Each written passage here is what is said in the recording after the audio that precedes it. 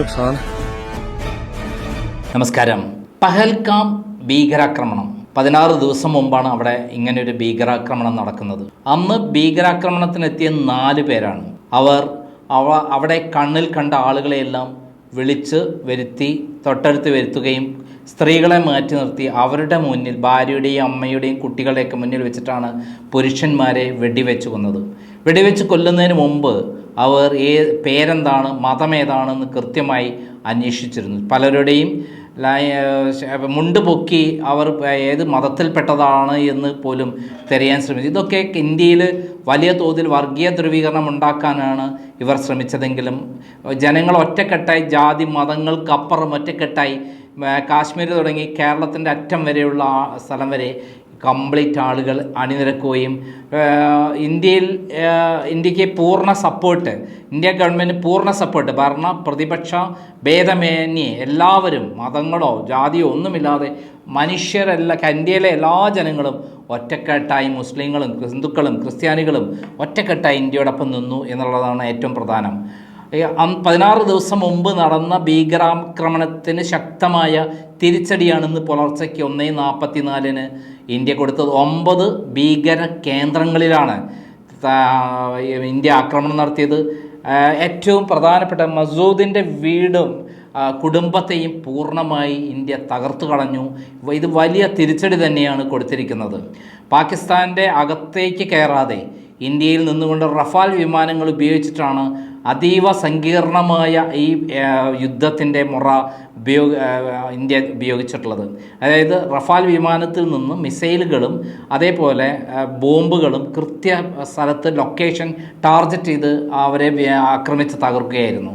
ഇപ്പോൾ പാകിസ്ഥാൻ യുദ്ധത്തിന് ഒരുങ്ങുന്നു എന്ന് പറയുന്ന ഒരു സംഭവമാണ് പുറത്തു വന്നിരിക്കുന്നത്. സൈനികർക്ക് നിർദ്ദേശം കൊടുത്തിരിക്കുന്നു, സൈന്യത്തിന് നിർദ്ദേശം കൊടുത്തിരിക്കുന്നു, യുക്തമായ സമയത്ത് തിരിച്ചടിച്ചോളൂ എന്നുള്ളതാണ്, ഒരുങ്ങിക്കോളൂ എന്നുള്ളതാണ് സൈന്യത്തിന് പാകിസ്ഥാൻ കൊടുത്തിരിക്കുന്ന ഉത്തരവ്. ഇത് വന്ന ഉടനെ തന്നെ അജിത് ഡോവൽ, ഇന്ത്യയുടെ പ്രതിരോധ രാജ്യ സുരക്ഷാ ഉപദേഷ്ടാവ് അജിത് ഡോവൽ ചൈനീസ് വിദേശകാര്യമന്ത്രി വാങ്ങിയുമായി ഇന്ന് വിശദമായ ഒരു ഡിസ്കഷൻ നടത്തിയിരിക്കുകയാണ്. ഞങ്ങൾ പാകിസ്ഥാനോടുമായി ഏറ്റുമുട്ടാൻ താല്പര്യമില്ല, പാകിസ്ഥാനിലെ സിവിലിയൻസിനെ കൊല്ലാൻ ഞങ്ങൾക്ക് താല്പര്യമില്ല, എന്നാൽ സൈനിക കേന്ദ്രങ്ങൾ ആക്രമിക്കാൻ താല്പര്യമില്ല. എന്നാൽ ഭീകരാക്രമണം നടന്നതിന് കൃത്യമായി ഇന്ത്യയിൽ ഭീകരാക്രമണം നടത്തിയ ആരൊക്കെയാണോ അവരുടെ ഭീകര കേന്ദ്രങ്ങൾ തകർക്കുക മാത്രമാണ് ഞങ്ങൾ ചെയ്തിട്ടുള്ളത്.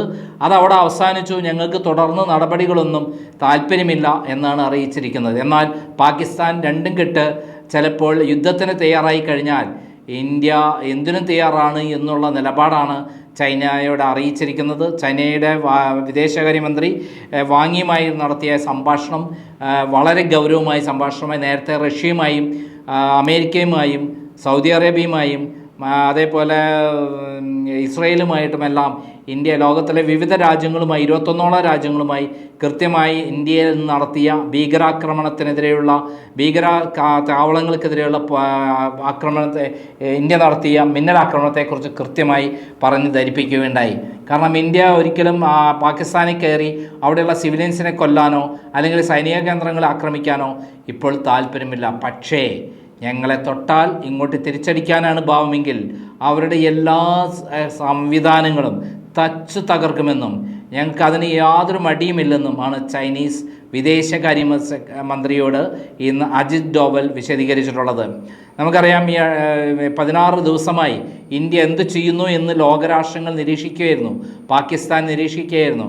കഴിഞ്ഞ 16 ദിവസവും ഈ ഭീകരാക്രമണത്തിന് ശേഷം പാകിസ്ഥാൻ പലതരത്തിലുള്ള പ്രസ്താവനകൾ ഇറക്കുകയായിരുന്നു. ഇന്ത്യ ആദ്യം ചെയ്തത് എന്താ? സിന്ധു നദി വഴിയുള്ള വെള്ളം ഒഴുക്കുന്നത് നിർത്തിവെച്ചു എന്നുള്ളതാണ് ആദ്യം വന്നത്. അങ്ങനെയുള്ള ഉറി ഡാമിൻ്റെ വെള്ളം തുറന്നു വിട്ട് പാകിസ്ഥാനിൽ വെള്ളപ്പൊക്കമുണ്ടാക്കി. അതിനുശേഷം ഇന്ത്യയിൽ നിന്ന് സിന്ധു നദിയിലേക്കും ജലം നദിയിലേക്കും ഒക്കെ പോകുന്ന വെള്ളം തടഞ്ഞു നിർത്തിക്കൊണ്ട് കിഷൻഗംഗ അണക്കെട്ടിലടക്കം അവിടെ വെള്ളം തടഞ്ഞു നിർത്തിക്കൊണ്ട് പാകിസ്ഥാനിലേക്കുള്ള വെള്ളം കൂടി മുട്ടിക്കുകയായിരുന്നു ആദ്യം ഇന്ത്യ ചെയ്തത്. അതുവഴി ജലയുദ്ധം വഴി പാകിസ്ഥാനെ വല്ലാതെ വിഷമത്തിലാക്കിയ സന്ദർഭത്തിലാണ് സിന്ധു നദീ ജലത്തിലെ വെള്ളം തടഞ്ഞാൽ ഇന്ത്യക്കെതിരെ യുദ്ധം ചെയ്യുമെന്നും അണുവായുധങ്ങൾ പ്രയോഗിക്കുമെന്നും പറഞ്ഞിട്ടുള്ള ഖാജ ആസിഫ് എന്ന് പറയുന്ന പ്രതിരോധ മന്ത്രി, പാകിസ്ഥാൻ്റെ പ്രതിരോധ മന്ത്രി ഖാജ ആസിഫ് ഇന്ന് മലക്കം മറിഞ്ഞിരിക്കുകയാണ്. ഇന്ത്യയുടെ മിന്നലാക്രമണത്തിൽ ഞെട്ടിപ്പോയ പാകിസ്ഥാൻ ഇന്ന് പറഞ്ഞത്, ഇന്ത്യ പ്രകോപനത്തിന്, സംഘർഷത്തിന് അയവ് വരുത്തിയാൽ, ഇന്ത്യ ആക്രമണത്തിനൊന്നും തയ്യാറല്ലെങ്കിൽ ഞങ്ങൾ പിൻവാങ്ങാൻ തയ്യാറാണ്, ഞങ്ങൾ ഒരു തരത്തിലും ഇന്ത്യയെ ഉപദ്രവിക്കാൻ വരുന്നില്ല, ഞങ്ങൾ പിൻവാങ്ങിക്കോളാം, ഞങ്ങളെ വെറുതെ വിട്ടേക്കൂ എന്നാണ് പാകിസ്ഥാനിലെ ഖാജ ആസിഫ് പറഞ്ഞിരിക്കുന്നത്. കഴിഞ്ഞ ദിവസങ്ങളിലൊക്കെ തന്നെ അദ്ദേഹം പറഞ്ഞിട്ടുള്ള എന്താണ്, ഇന്ത്യക്കെതിരെ അണുവായുധങ്ങൾ ഉപയോഗിക്കും, ആറ്റം ബോംബ് ഉപയോഗിക്കും, ന്യൂക്ലിയർ ബോംബ് ഉപയോഗിക്കും എന്നൊക്കെയാണ് വീരവാദം മുഴക്കിയിരുന്നത്. എന്നാൽ ഇന്ന് അദ്ദേഹം അതിൽ നിന്ന് പിൻവാങ്ങിയിരിക്കുന്നു. ഇന്ത്യയുടെ മിന്നലാക്രമണം കണ്ട് ഞെട്ടിപ്പോയ, പതറിപ്പോയ പാകിസ്ഥാനെ സംബന്ധിച്ചിടത്തോളം എല്ലാവിധത്തിലും ലോകരാഷ്ട്രങ്ങൾ ഒറ്റപ്പെടുത്തുകയാണ്. എല്ലാ ലോകരാഷ്ട്രങ്ങളും എതിരാണ് എന്ന് മനസ്സിലാക്കിയതോടെ ആകപ്പാടുള്ള ചൈനയും അതേപോലെ തുർക്കിയുമാണുള്ളത്. ഈ രണ്ട് രാജ്യങ്ങൾ കൊണ്ട് മാത്രം ഇന്ത്യക്കെതിരെ പോരാടാൻ കഴിയില്ല. അല്ലെങ്കിൽ തന്നെ സാമ്പത്തിക സ്ഥിതി തകർന്ന് തരിപ്പണമായി നിൽക്കുന്നു. എല്ലാ മേഖലകളിലും ഷെയർ മാർക്കറ്റിലടക്കം ഇടിഞ്ഞുകൊണ്ടിരിക്കുന്നു. ഇപ്പോൾ യുദ്ധം കൂടി വന്നാൽ ജനങ്ങളുടെ സ്ഥിതി വളരെ ദയനീയമായിരിക്കും.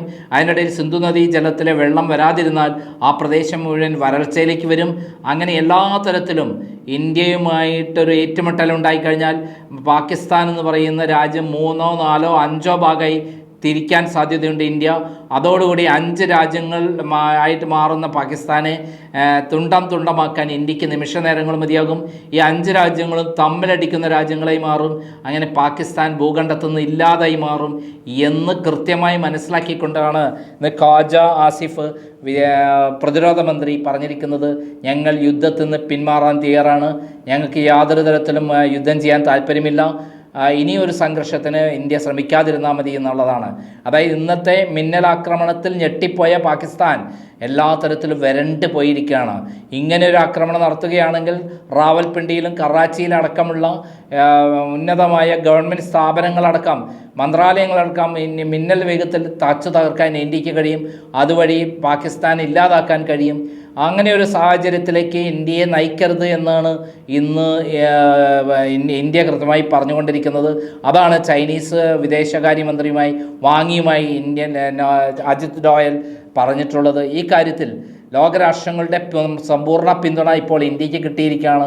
റഷ്യ പൂർണ്ണ പിന്തുണയും അതേപോലെ അമേരിക്ക പൂർണ്ണ പിന്തുണയും നൽകിയിരിക്കുകയാണ് ഇന്ത്യക്ക്.